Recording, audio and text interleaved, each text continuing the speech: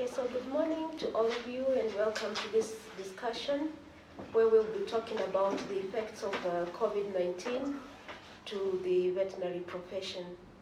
So today is yet another day in which 7.2 billion global citizens are reeling in the effects of the COVID-19 global pandemic. And you can remember it was only March when it was announced that the COVID-19 was in Kenya and we went in a shutdown. So in this less than a year, we have witnessed loss of human life, economic collapse with millions of people being rendered jobless, and livelihoods have also been disrupted. You are also aware that we have very serious mental health problems. A lot of people are frustrated, and above all, it's the social life disruption. As Africans, we like to shake hands, but since March 10th, thereabout, we have not been able to partake of that.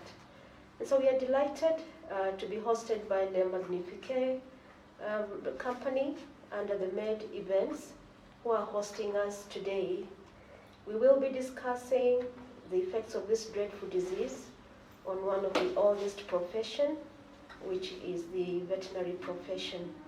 So to facilitate this, we are very happy to have with us Dr. Christopher Wanga, who is a veteran in the veterinary profession and has served in many capacities. And I'm sure we will be hearing about that shortly. I am Marilyn Karani, a veterinarian by profession, and I'm very happy to be here with you today. So I think I would like to invite Dr. Wanga to say hello to us and also tell us about his journey from graduation to date. Thank you very much, Marilyn. My name is Dr. Wanga Christopher. Currently, I'm the chairperson, also known as chairman, Kenya Veterinary Board, and that's on my pro bono assignment. I'm an employee of the government, serving as the Director for Livestock Policy, Research and Regulations Directorate. And through the profession, like Marilyn has put it, I've had a long safari. I've been chairman of the Kenya Veterinary Association, both the council and the board, for 6 years. I've served on the African Veterinary Association as vice president for 6 years. I've been in charge of policy for the World Veterinary Association for another period of 3 years, and very, very close to our country here. Again, I represent the Commonwealth Veterinary Association as the regional representative for the Southern, East and Central Africa. I think that has taken me through my professional journey. Thank you very much, Dr. Wanga. That's a really accomplished career. So I think we'd like to focus on your role at the Kenya Veterinary Board. What is the role of Kenya Veterinary Board to the veterinary profession? The Kenya Veterinary Board is a professional regulatory body established way back in 1953, then to regulate the practice of veterinary surgeons. In 2011, the law that establishes the Kenya Veterinary Board, that's the Veterinary Surgeons Act, was amended to incorporate the veterinary regulation of veterinary paraprofessionals, and therefore the new law that governs the operations of the Kenya Veterinary Board is the Veterinary Surgeons and Veterinary Paraprofessionals Act. In this law, what is most critical, we play a role in regulating veterinary practice, from training through to practice, and also, most importantly, being the main advisor of government at all levels, national, county, state corporations, on matters pertaining to veterinary. So basically, the board plays a very, very central role, whether it's in wildlife, in fisheries, in domestic animal health, whatever that a role, a service a vet can provide, the Kenya Veterinary Board is central to it. And now that veterinary services are devolved, government veterinary services, The only central organ available for use by government is the Kenya Veterinary Board to assure quality delivery of quality veterinary services both at the national level and at the county level. Okay, that's really nice. So if I hear you right, you're the custodian of the quality of veterinary services in this country. And I wonder, what is the interest, the KVB's interest in matters animal? Yes, you guarantee quality, but what is it in, for the animal, this? The Kenya Veterinary Board, in its mandate, when you define veterinary, veterinary is a science pertaining animals' health. And these animals are ranging from wildlife, domestic animals, fish. So the interest of the board in terms of animals is the centrality of how animals are treated, and therefore regulating the professionals involved in the issues of animal health is key. And therefore the role of the board for animals is safeguarding their welfare by ensuring that the practitioners or the persons offering services for those animals are well trained and safe for training. They are able to undergo continuous professional development, which will enable them to have the most current knowledge in delivery of those services. And most importantly, in the event of a challenge, and this is for the public, if today a vet does something wrong to you, the recourse is open to you by reporting the same to the Kenya Veterinary Board. So on the upfront of supporting animal health and welfare, it's all round. The delivery and the mitigation in the event that the person offering the service has not done what is appropriate. Thank you very much. So in terms of the cadre of the veterinary personnel, how different are they? And what would you say is their contribution to the economy of a country like this one of ours? Well, I would start from the outset. This country has a challenge in data. And this is one area in the board we have commenced to work on, so that in our area of jurisdiction, we built a good database. But from the outset, the veterinary profession is properly stratified. We have two categories of professionals, two broad categories. We have the veterinary surgeons. These are the graduates of Bachelor of Veterinary Medicine in universities recognized by law to provide veterinary services. Then we have veterinary paraprofessionals. Now, veterinary paraprofessionals are a very wide category. We have graduates who have done animal health in various areas.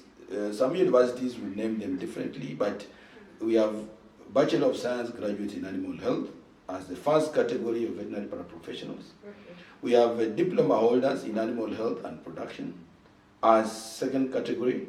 And then we have certificate holders in animal health. And all these must be trained in institutions which are certified and recognized by the Kenya Veterinary Board. Up to and until last month, the Kenya Veterinary Board was legally mandated to accredit all training institutions, including universities, who want to offer a course in veterinary medicine or veterinary paraprofessional field. However, the Universities Act has taken this role away, albeit I will say temporarily, because we are going to pursue Parliament to correct that position, because it will be imprudent, it will not be wise that Commission for University Education can regulate more than 300 professionals in the whole country. We will certainly be saying that we are leaving our public to the dogs because they are not able to get properly trained personnel. So that's a law. We will follow it for now, but in the meantime, it should be amended so that we are able to ensure that the people going out there to serve the public are very well trained. So turning to their contribution and value to the well-being of Kenyans and including the economy, you realize that over 80% of this country is arid and semi-arid. And therefore, without any irrigation, the only meaningful enterprise that can go on there are livestock enterprises. So we have livestock in Wajir, we have livestock in Nyeri, we have livestock in Busia. So these are resources owned by Kenyans. So these resources being alive, you expect that they will fall sick. And this falls squarely in the hands of the veterinary surgeons and veterinary professionals to support. So when it comes to the contribution to the economy, it is multifaceted. It's in the multiplier. Because when you talk about direct income from animal products, milk, meat, you talk about sentimental value, the dogs, the pets you keep, security contribution. So in the upwards, if you want to quantify, and I said at the beginning, we do not have accurate data. And I hope that the board, in the fullness of time, should be able to commission studies that will clearly bring out the value of veterinary services. But if we may use the national statistic, where livestock contributes over 12% to the gross domestic product, and remember, livestock is only one component of veterinary interests. We have fisheries that contributes almost 4%. We have wildlife that is the heart of tourism. So if you look at the animal resources per se, the contribution of animal resources is well over 20% to the gross domestic product of this country. And they are based and they are driven by veterinary services. So you can see the centrality of the veterinary practice in terms of their role to the economy, either broadly or at the individual level. Thank you very much, Dr. So now on the matters of today, we know that in college we learned there are many coronaviruses existing in animals. Would you kindly talk about them, coronavirus as a family, and perhaps follow up with why COVID-19 has come out the worst ever in terms of virulence? In fact, I would say viewers, I normally joke that the vets are the corona experts, because from history, veterinarians have learned to manage coronaviruses. You realize in poultry, we have our routine vaccinations that we carry out, and that's done. You remember the SARS outbreak? Yes. That was a coronavirus outbreak. The only unique thing about COVID-19 is that initially documented to originate from the bat, but the animal involvement is still under study. But you see, you can't rule it out.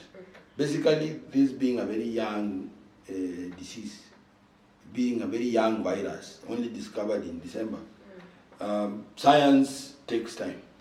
So I believe I want to challenge the veterinarians in Kenya and globally that you take an interest in studying the epidemiology of this virus, because you may hold the key to its control. Because we realize that over 70% of the zoonosis, the origin is human beings. I mean, it's animals. So these are animal diseases that are transmitted from humans to animals. So if we can be able to look at, study this disease more, you realize that the vets with their training should be able to provide the most plausible and researchable solution in the fullness of time. Because the animal diseases of corona in nature, we have managed to address them, mainly through vaccination, like the poultry corona infection. SARS, fortunately, by limiting contact between humans and animals, we managed to control it. So this that is mainly human-to-human transmission, I think I want to invite the veterinarians in research, both within the country and outside, to actively study its trends in animals, because then we will be able to be in a very good position to control the infection that has literally stopped the world. Very true. So we see SARS, okay, the normal coronaviruses, you don't hear the magnitude because maybe they don't have very severe symptoms. SARS came and it was very, very virulent. COVID-19 has come and it's the worst we have ever seen. What do you think is contributing to the emerging and re-emerging diseases in the world? One critical area which we must address, and this one again I want to plead with the policymakers, the political class. They are responsible for decisions. Science took a backseat. I don't want to be religious. The religious people have their own explanation. But science took a backseat to a point that surveillance, which is an active search for disease, is not properly funded. So we happen these diseases. I'm very sure if countries around the world were supporting surveillance actively, the developed countries, China, where it began in Wuhan, were actively supporting surveillance, I'm certain that we would have been able to pick these viruses and nip them in time. But because we become reactive, and the reason why this virus has been very severe, in science, we are all naive. The population, when you find something new, we are all naive. You remember common diseases that now are managed by antibiotics. Yes. Used to kill people when they first came into the world. But with the advent of penicillin and other antibiotics, we are able to control this. The Spanish flu of 1924, before herd immunity developed, so many millions of persons were wiped out. So why COVID-19 has been very severe? Two main reasons. The human-to-human transmission, and this mode of transmission being contact stroke air makes it a very easy mode of movement. And then the second one, the populations were naive. So even when we are talking about flattening the curve, what we are basically saying is that we want so many people to be exposed at low doses, so they have developed herd immunity. So the level of the infectiveness, the reproductive factor, 0 for the virus, has gone lower than 1. So basically, it will be with us, but it will not be a threat anymore. So the naivety of the population has contributed to the severity of the disease, and typically our inability to do active surveillance made the disease to catch us off guard. Not in Kenya, but globally. Yes. Yeah. Okay, so in terms of the contribution of the veterinary profession, we have read in other countries the vets have been fully involved helping their human colleagues to deal with this pandemic. What is the scenario in Kenya? One of the challenges we have, and this one I will broaden, is a Kenyan problem. Anything that has limelight, the tendency is to suffer alone. And if when you are stranded, then you seek help. So under the One Health principle, I would be expecting that the M.A.D.Es, by the very nature of their training, they are case managers. So any disease that takes the shape of the herd, of the population becomes a very difficult disease for them to manage. And this is where close working relationship between the veterinarians and the medics, to me, would achieve better results than what we have today. The medics have worked in their silos, the vets have worked in their silos, probably checking on the animals as part of the support. But if these people sat together more often, the scientists, like I'm happy sometime in May, a number of vets were appointed to liaise with the modeling teams for Ministry of Health. But so much, or so far, nothing really much has gone on. But I think in the fullness of time, I would want to encourage very, very close collaboration between the medics and the vets, because under the One Health concept, there is no human disease, human pathogen that you not find in the animals. So what just matters is basically the virulence. So if we are able to put together our knowledge in herd management, population management, because you all know that veterinary approach, you live through vaccination. You vaccinate for foot and mouth, you vaccinate for lumpy skin, you literally vaccinate most of the viral diseases. And this has been a way of life. In health, public health or community health took a lower turn, and most of the approaches that we've had have been basically clinical approach. Clinical, you can't be treated unless you are sick. And when you take a sick role, it's too late to intervene. Intervention is normally at the control level. So I think the vets and the medics need to work much more closely so that the skills involved in disease management and control are combined, so that the vets help the medics to manage the population disease or population morbidity, as the medics concentrate on the clinical morbidity. I think those are the synergies that must be built, and therein will lie the secret of not just COVID-19, any other zoonotic outbreaks, like rabies we live with, for example. Yes. Rabies, if we do effective vaccinations, up to 70% of the dog population in this country, you can be sure the number of persons coming down or dying from rabies will drastically drop. But unless and until we operationalize this One Health principle, where the medics and the vets are working closely together to be able to control disease, then the silos will keep working against effective disease management. Thank you very much. So as a policy maker, Dr. Reed, do you see a future where there will be a unit just dealing with zoonotic diseases, a unit for One Health, so that we do not have a situation where the vets are here, the human medics are here, and they just meet occasionally? Now, this has been tried. We have a zoonotic disease unit in the Ministry of Health that was populated by vets and medics. I think we needed to have upscaled this.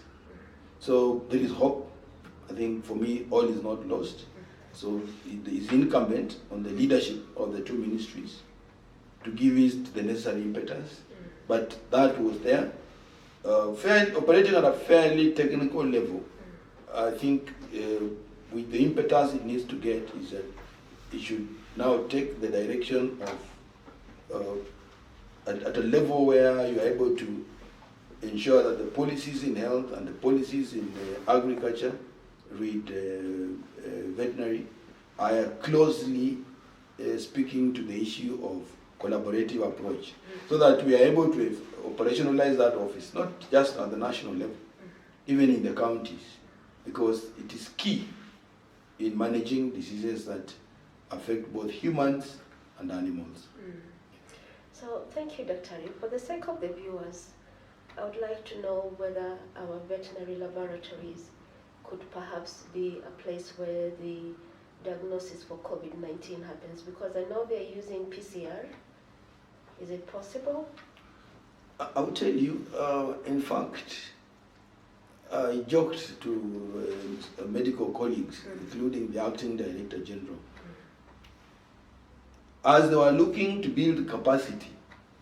The Central Veterinary Laboratory had all the equipment that from day one, you create reagents and they will be rolling out COVID-19 results. But the silo mentality does not allow us to explore that kind of support. If you look at KVVAPI, Kenya Veterinary Vaccines Production Institute, for all intents and purposes, they are capable of testing a variety of viruses. So with minor adjustments, these are facilities that can be put to use. But I think as part of the lessons learned from COVID-19, we should be able to engage with the leadership of the Directorate of Veterinary Services, so that these are services that can be available anytime, all the time, for use by Kenyans, because diagnosing a coronavirus that is in animals and a coronavirus in humans, the methodology, the procedures are basically the same. The World Health Organization that gives the protocols for assessment of the human virus and recognizes the World Animal Health Organization, the OIE, in terms of its protocols. So the synergies are working at the international level. So I think it's for us to operationalize similar synergies locally, because with the equipment we have, we should be in a position to test literally any virus, so long as you have the antigen material which can be used to match. Thank you. Okay, so if you look at the history of the emerging and re-emerging diseases, the ones that are zoonotic, the trace back is always to the wild animals. What is this role that wild animals, play in spreading of zoonotic diseases? And what has amplified as we move into the future? Like you used to hear maybe once in a blue moon that a zoonotic disease has occurred, but now the frequency is becoming closer and closer, or more and more. One, why the wild animals? Number two, why are we having this interface between humans and animals? One of the things we must appreciate, that the similarity of the genealogy of animals, a human being is animal one. So in terms of pathogens, viruses, bacteria that affect human beings, they certainly will affect other animals. And that's why at the beginning I spoke to about over 70% of the new emerging infections in humans can be traced to animals, and wild animals for that matter. So wild animals are a very obvious habitat for pathogens. So in terms of control, and especially with the climate change, we have had so much dynamics where habitats have changed, the temperatures have changed. Nairobi never used to be this cold. Today Nairobi is very cold. So we have the climate change effects are here with us. The habitats of the wild animals have been destroyed. So what are we saying? The wild animals are interacting much more with the humans, either through fomites. Fomites will be basically things that are shared. If you are drinking from the same source, so discharges, if the roots are the same, so animals, domestic animals, will be able to come in contact with the wild animals, and the human being lives with the domestic animals. So that cycle is completed. So any diseases that are prevalent in the wild, courtesy of the mingling of the domestic animals with the wild animals, the same pathogens will find their way to the domestic cycle.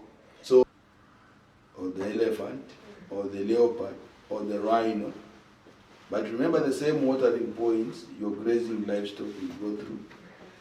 Your grazing livestock will come home. So with this kind of mingling, and with the similarity of genes, where these pathogens can exist in normal animal cells, we have now broken that barrier, whereby we do not have any artificial barriers for diseases, because we are now living in one small village of the world. Yes. And in fact, this is something that really has brought the international standards to play.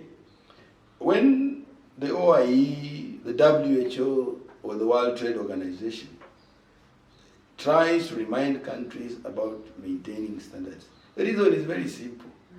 You mess up with your country, and within 1 hour or 5 hours, let's say Europe is 12 hours, 8 hours. Between 10 and 8 hours, you have messed with your country in the US. That mess is already in Europe after 12 hours. After 8 or 9 hours, it's already in Africa. So basically, with the global village, we must just abide and follow standards. Yes. You cannot say in Yangu, Kenya, because after you mess here, within no time, Tanzania is affected, Uganda is affected, and any other countries that we relate with. So I think the key thing here is that the way we used to look at wildlife as a whole different ecosystem, we must just look at wildlife as part of our ecosystem, so that we are able to manage diseases in the wild, or even manage our diseases, because remember, COVID-19, there are documented evidence that sick persons are able to pass it to their pets. So wild animals can be a source of disease to humans. But remember, even humans can be a source of disease to the animals. So that's why we must look at the disease control as a whole value chain under the One Health approach. Okay.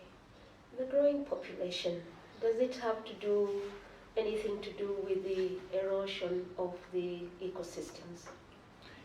Yes. You see, with the growing population, which has also speeded up climate change, I don't believe in blaming, the what do you call it? Those gases, the methane. The people blame green gas. People blame animals and other stuff, development for messing up the ozone layer and related. The critical bit is that climate change is real. The contributing factors are many. You cannot say it's animals, you cannot say it's industries, you cannot say. So with the transformation of our lives, with the heavy mechanization of our lives, we have also affected or biodegraded the environment to an extent that we are no longer in control. You will find very weird diseases coming up because we really didn't anticipate. The changes in climate have had a major effect. I'll give you a very good example. Look at COVID-19. The way the mortality rate in the West and the mortality rate in Africa. You cannot tell me that we are more careful. No. But the dynamics of transmission, and these were the areas of study, and I want to challenge all the vets and researchers in animal research to take up. Nobody can foolproof explain why the mortality rate is very high in those temperate countries against who have better medical facilities, against us who have very rudimentary medical facilities, and yet our mortality rate is fairly low. So it has to do a lot with the disease transmission dynamics that will explain a number of factors, including this human-to-human transmission of coronavirus, while historically we looked at animal-human.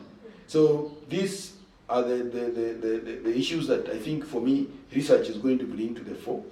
And I'm happy that a number of our researchers have picked up the cue and they're working on this so that we're able to clearly link what's the role of environment, what's the role of the human factors, what's the role of other animals, what's the role of technology in this.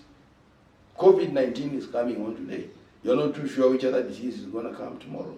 Yeah. So, but for the sake of a disease that has literally stopped the whole world, I think COVID-19 brings in a lot of lessons. And this is where I want to request the veterinarians that time has come for us, either in our own areas of practice, but on the broader scale, to ensure that we have knowledge and information on the dynamics of this disease, because it's affecting us already, and it's going to affect our practice in the long time to come. Thank you very much. So now that you talk about the practice, we know that after COVID-19, the veterinary profession has been affected in one way or the other. Could you tell us some of the ways? Yeah, I think COVID-19 having disrupted society, veterinarians being part of society are equally disrupted.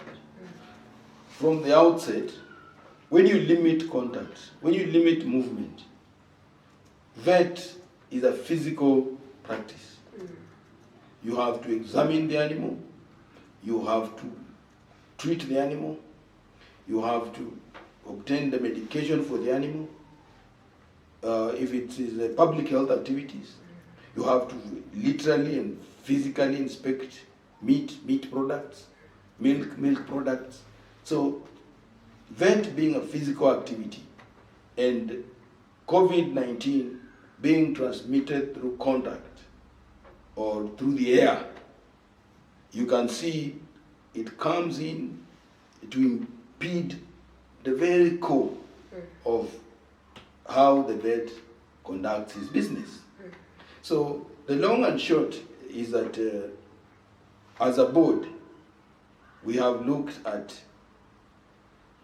this profession going forward, and we have asked our professionals, and we are also in constant consultation with colleagues, other regulators in other jurisdictions. With these new challenges, how do we still ensure that the animals are getting the service they deserve, our vets are safe, and most importantly, the standards of practice are maintained? Because if you look at the code of ethics, for example, that exists in this country, you cannot treat an animal on the phone. You have to examine the animal and then you prescribe. If you don't, then you're breaking the law. There are merits to it, but now with COVID-19, that is brought into central focus. So what we would like the vets in our country to do, and with the support of the board, is how best do we ensure that professional veterinary practice is guaranteed, the safety of the vet is guaranteed, and most importantly, return also on the investment. Because remember, the vets are the investors. Yes. They have gone to school, they have their practices, so they would like to make their money. So what I would want to invite the vets to do, using your veterinary public health training, understand the transmission dynamics of COVID-19 properly. You realize that at the beginning of this pandemic, we managed to convince the government to enlist veterinarians as essential service providers. So as we speak today, the vet will not be stopped if movement is blocked from one county to another. A vet going to see his client will not be blocked because it's 9 p.m. You produce your identification and you're able to go and treat the animal. So, in as much as we are doing that, we are ensuring that the veterinary services are not disrupted. But we also would like the vet to be safe. And therefore, as we try to ensure that the veterinary services are not disrupted, I want to invite all vets and vet paraprofessionals to observe, in fact, what you're being told today: washing your hands, sanitization. These are basic skills the vets obtain for any procedure. So I want to invite the vets to visit their initial lessons at veterinary school. In the veterinary school, and basically just follow them. Know which disinfectant to use for the surfaces, which antiseptics to use on your body, the body of the animal, and be part of the peer educators for the public. Because you have seen the public, because maybe their cousin or brother or parent has not died of COVID, some are still thinking that this thing is just a government disease, which is very unfortunate. People want to experiment firsthand to believe. So I want to invite the vets, since you're in touch with the public, please educate them on why the safety measures must be followed, and must be followed to the letter, because this is training you have already undergone. That hygiene is key for any procedure, and hygiene begins from washing your hands. Even if you have to do a surgical operation, you have to gown, you have to disinfect your gown, you have to wear sterile gloves.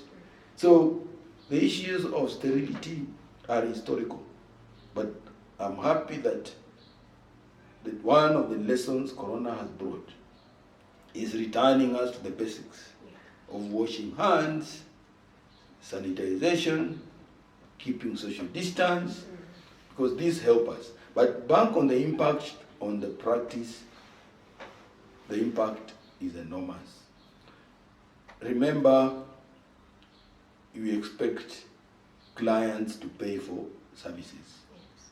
When clients, their jobs have been disrupted, their lives have been disrupted, and yet the animals are there, the animals are falling sick. So one of the core areas that the veterinary profession has suffered is that the practitioners out there, we have not done the study yet, Yes. but I believe in the fullness of time we'll try to estimate the direct impact. Many of those practices will not be able to break even because the client whose animal has fallen sick, his life has been disrupted by COVID-19, so he's unable to pay you, and therefore you're also not able to pay your bills. So innovation is called upon, but again, in terms of how best we should come out and support practice, I think this is work in progress. Yes. And as chair of the board, I want to invite ideas from the vets. We may not get relief because we are supposed to be the ones helping society go back on its foot, but we could get sound proposals whereby even these packages that come up, Yes. that are mitigating COVID-19, we are able to help struggling practices that still have to provide services to the public, and yet they are affected. Look at the value chains which are disrupted, and I'm very, very grateful to the head of state when the movement of goods and services was being restricted. Foodstuff, Yes. where our core products fall in, was not part, because therein will help.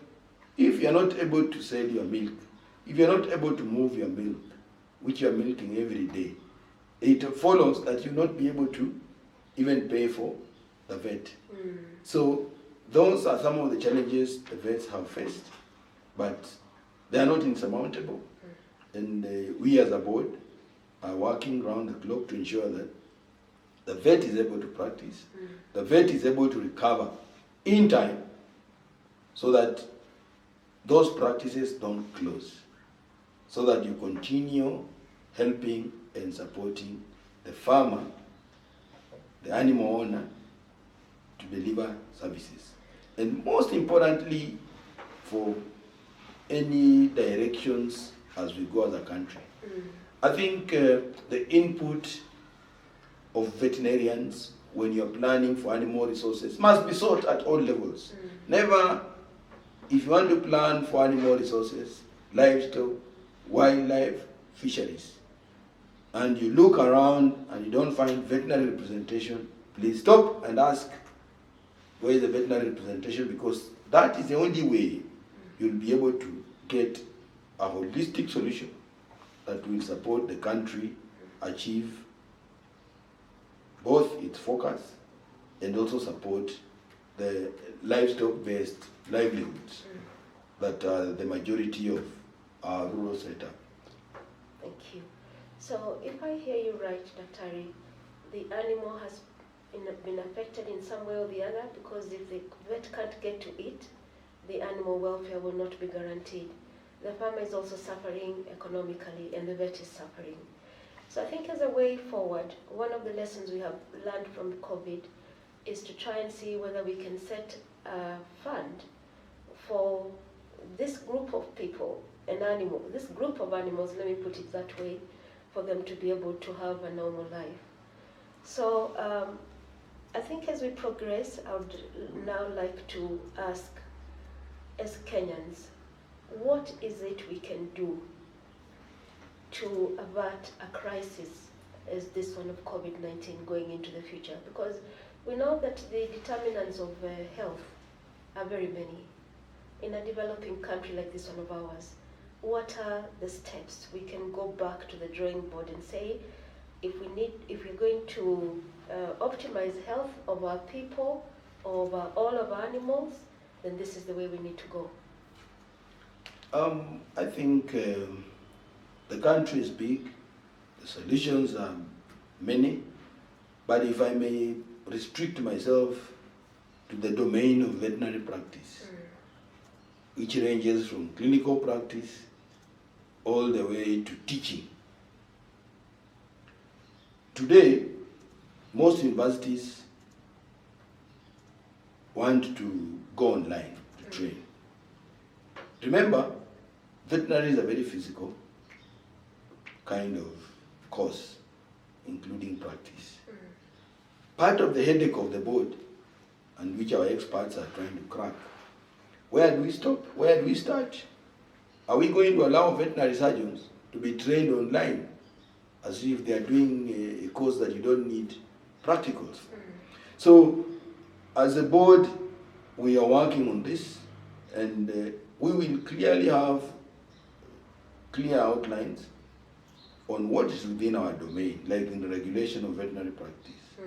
That in the event of such unfortunate misfortunes like the COVID-19, how do we address that scenario without necessarily losing it? Because we can say, okay, we are sympathetic to the COVID-19 situation, so let people graduate.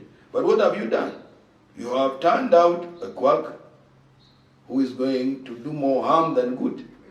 So you would rather probably delay the person so that he can be able to go through proper training, so that he's able to do a better job while out there.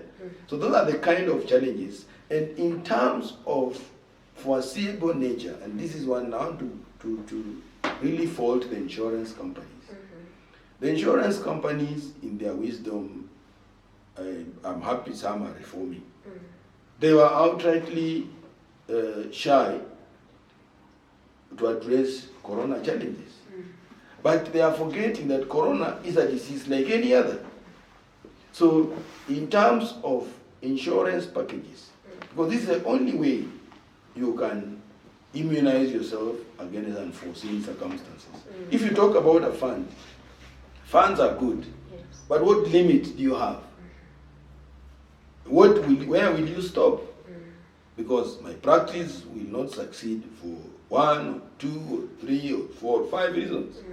So the kind of fund that would add value would be a fund which is revolving in a way, minimal kind of interest rates to help the professionals go back on their feet. Something like we foresaw with KVAPs. Unfortunately, because of survival, KVAPs was the Kenya Veterinary Association privatization scheme, now K-Lift.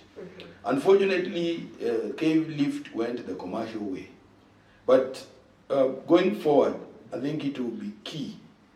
We as the sector think of a very solid fund that is targeting either professionals or farmers, the sector. We could have this inbuilt within the existing banks like AFC or the likes, because we need a bank that will look at the prevailing circumstances and able to address. But remember, banks have to have a return on investment. So it's a mix of both insurance and the fund. So it's a point that I want to challenge the professionals.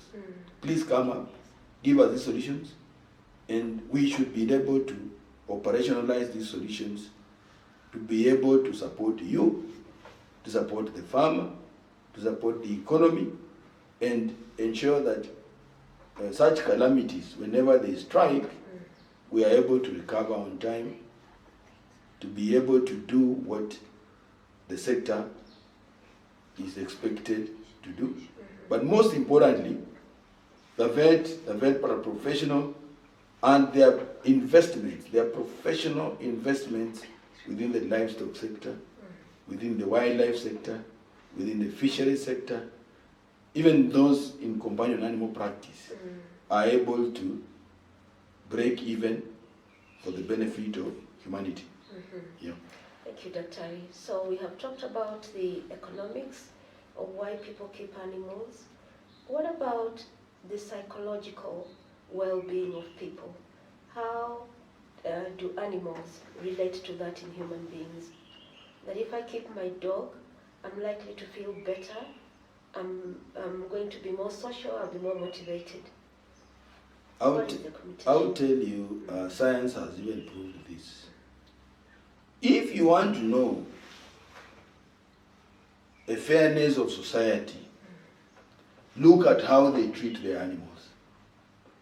Persons who mistreat the animals, that's a very unfair society. And for us as a people, and this one I want to challenge the vets and vet paraprofessionals themselves. Public education is key. Don't keep an animal that you're not ready to look after. Keep an animal that you are ready to look after. And looking after an animal is not having all sorts of the expensive things. It is basically know what the animal requires. If it's a cow, if it's a sheep, a goat, it's a dog, and provide for it, so that we do not have animals roaming. So coming back to the sentimental value of animals, and this one again, I want to honor, we should have done something by now. Yes. Each sector quantifies its value. And I think, thank you very much for bringing it up. We in Kenya need to quantify the sentimental value animals have on our lives. Look at security. The mere fact that you have dogs howling in your compound, you'll have very sound sleep. The mere fact that you have dogs howling in your compound, the crooks will keep off. There is the feel-good factor animal owners have. So I think I want to throw the challenge back to the professionals. In our small areas of jurisdiction, it is easier to estimate the benefit from a cow, a camel, in terms of products. But you are not able to quantify how much you benefit. Where I come from, we pay something called bridewell. When your son wants to marry off, you give some animals. How do you quantify that kind of value? By the mere fact that you have a herd of 5 or 10 animals, there is a feel-good factor.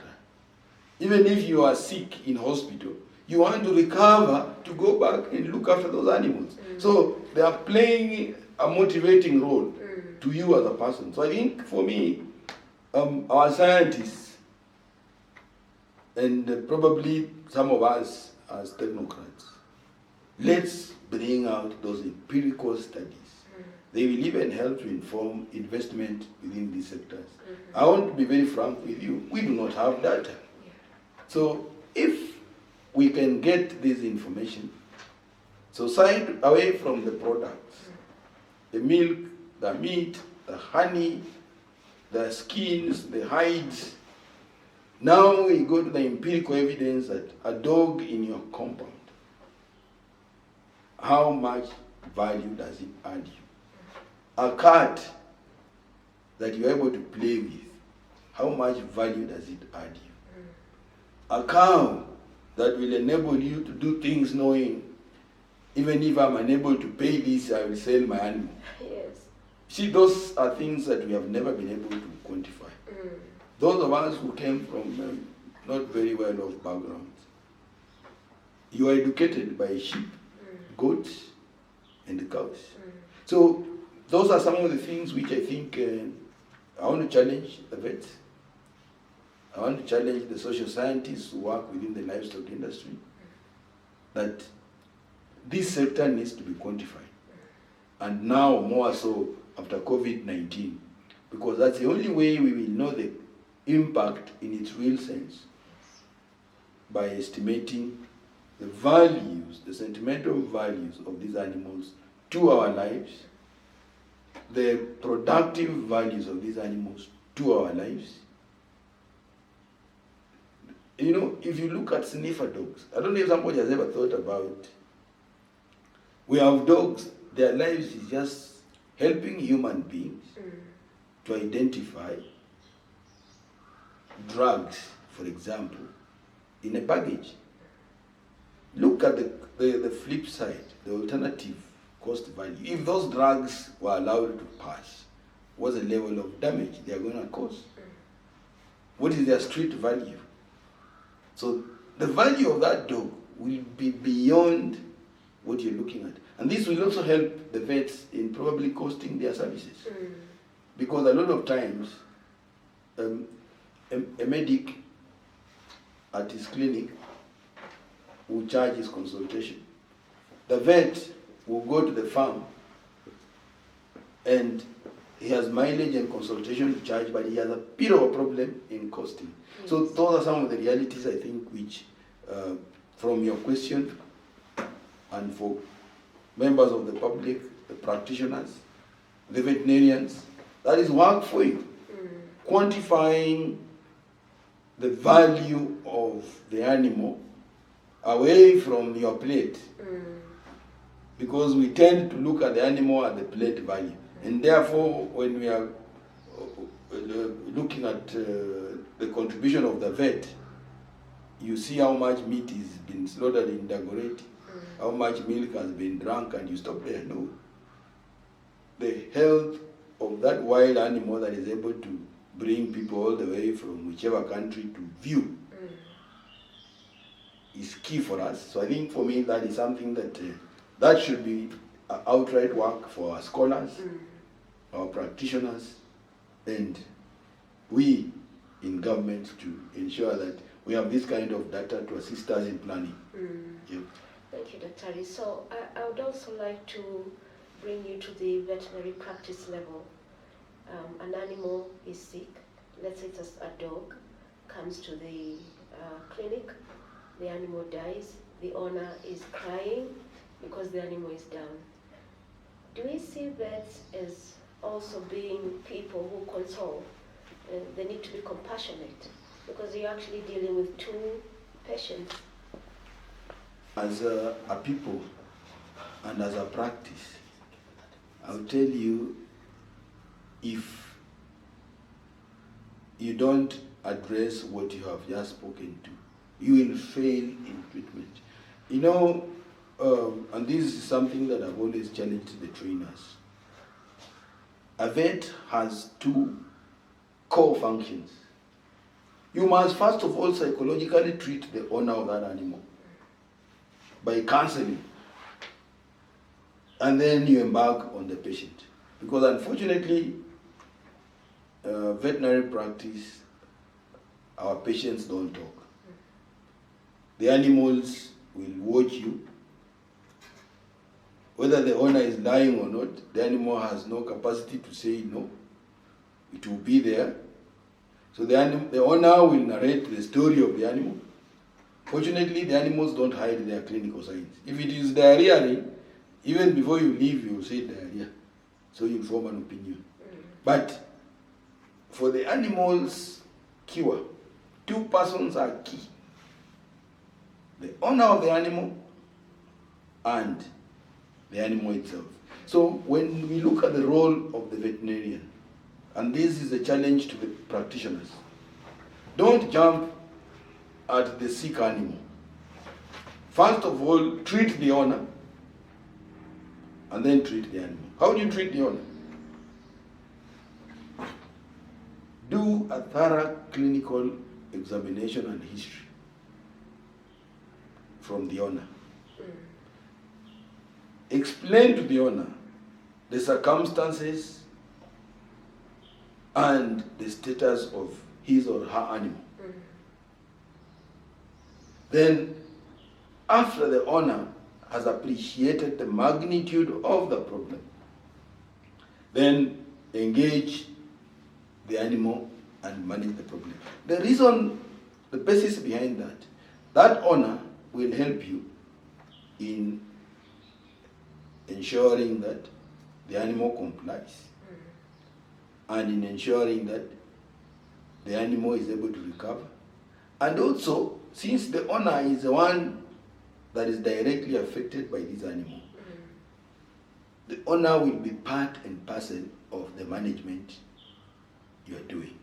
Because the moment you dissociate these two, that's why you find one of the things my colleagues in private practice will agree with me.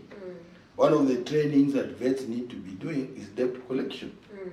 Because the way farmers and animal owners behave is that first he will give you an excuse he does not want to pay. Then after that, if the animal does not recover, that's it.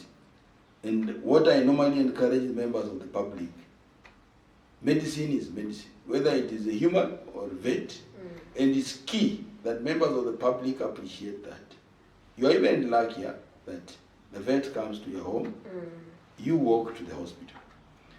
So the challenge most animal owners have, if by bad luck the animal dies, the owner wants to take cover with the payment if it was on credit. You are forgetting that you go to hospital, you die, you even pay the mortuary fees. So those are some of the dynamics that we need to educate our people, that your responsibility as a person to this vet is entire, irrespective of the outcome. So the public needs to know you need good quality services. And these good quality services will come because you have honored the part of your bargain. You do not wait an animal, probably you reported late, or the challenge was different, or it was very advanced, or the animal has died, and therefore you punish the vet by not paying. What you have done, you have reduced the income of this vet, and therefore the next client will not get an equally good service because maybe he doesn't have the fuel, the medicine. So I think the public have every right to get the best service, but also they must honor their part of the bargain by paying this practitioner, because that's the only sure way irrespective of the outcome. It's the only sure way of ensuring that tomorrow this practitioner is still available to assist you. Yeah. Thank you. So as we come to the end, Dr. Ari, I would like to know whether there are any veterinarians that have suffered from COVID-19. Now, from the outset, very many veterinarians have suffered from COVID-19, including me and you were speaking. The suffering being economical. You are not able to, your lives have been disrupted. But in terms of physical infection, this is data that can be found. Yes. We really don't have data on our hands that how many vets have been infected, how many have recovered, or if we have lost. So that's something that probably can be referred to at a later time. We can answer it at a later time. But in terms of being the effect of COVID-19, I think I won't say, in fact, the vets, their practice being physical and outdoor has been affected in a big, big way. Thank you. Yeah. Okay, so as we come to the last question, I want to address your role as Director of Policy. We know that we make laws, but the citizens of a country can decide whether to follow them or not. What will be the future in terms of educating the public to understand that laws are made to safeguard everyone in a country? What steps will you take, learning from COVID-19? I think that's a very, very good question. COVID-19, from where I sit, has taught me one lesson. And I want our parliamentarians and the entire government leadership to pick that cue. When you do any law or when you do any policy, do the best. Don't do any law or policy that is expedient. Do the best law that will stand the test of time, because it will come back to either help you or haunt you. And that lesson was born out of when we had the outbreak of COVID-19. Do you know the law that has helped us to bring order? Is the Public Health Act of 1942. 242. This is a law that was put in place 20 years before independence, but is as relevant as it is today. So this is something that we as a country, through our parliamentary leadership, our quality assurance should not just be doing laws for the sake. Should do law that is going to help address posterity. And to me, that's a lesson that I will want persons to appreciate, especially as we review our laws. Don't do any law with yourself in mind.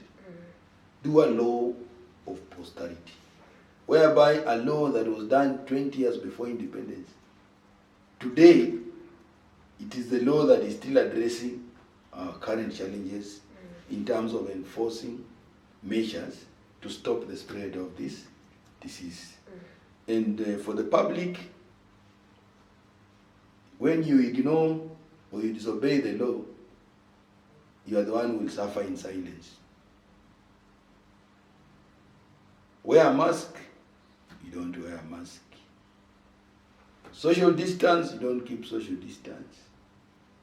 Don't eat an inspected meat, you are the first one to eat inspected meat. So it is key for the public that the laws are for you and for your safety. There is no law that is done to oppress. The Constitution does not allow that. So obeying, following the law is key for us as a sector, and it's also key for the entire public, because you will disobey in secret, but the consequences are public. If you disregard this caution, you will come down. Today, if you eat an inspected meat and you get anthrax, you can even die if the intervention is not quick. So even before the police come in to enforce that law, you may be suffering those consequences. If you are drinking milk from unauthorized sources, tomorrow, when you have heavy metals messing your body up, you may not associate with your bad manners along the food chain. You'll be thinking of the immediate causes, forgetting that you have been taking very unhealthy things that now have led you to your current state. So the public must realize that the law is supposed to be an equalizer, and the law should be followed to the letter. And if you don't follow the law, because you'll be hiding from the enforcers, tomorrow the consequences will be very public. So I think we really don't have a choice. So for me, those are the clear things to the public and the lesson learned from COVID-19 as far as legislation is concerned. Thank you very much, Dr. So we would have liked to go on more, but I think we will end here for today. We thank you for honoring us enough to come and discuss this very important issue. To the Kenyans or the whole world watching us, I want to wish you that you keep safe